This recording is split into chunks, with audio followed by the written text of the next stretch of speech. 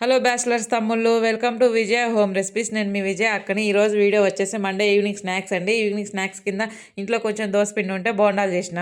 దాంట్లో ప్రిపరేషన్ వచ్చేసి దోసపిండిలో మైదా పిండి వేసుకొని జీలకర్ర, వంట సోడా, సాల్ట్ వేసుకొని కలిపి కాసేపు పక్కన పెట్టుకున్నాక పొయ్యి మీద బాండె పెట్టుకొని దాంట్లో ఆయిల్ వేసుకొని ఆయిల్ హీట్ అయ్యాక బోండాలు వేసుకోవాలండి. ఏంటక్కో బోండాలు భలే రౌండ్గా ఉన్నాయంటారేమో. బోండాలు ఎంత ట్రై చేసినా నాకు రౌండ్గా రావట్లేదండి. సర్లేండి, ఎట్లా ఉంటే ఏమైంది, టేస్ట్ బాగుండాలి.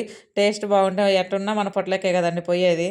ఏ మాటకి ఆ మాట టేస్ట్ మాత్రం బ్రహ్మాండంగా కుదిరిందండి. దాంట్లోకి పల్లి చట్నీ వేసుకొని తిన్నాము.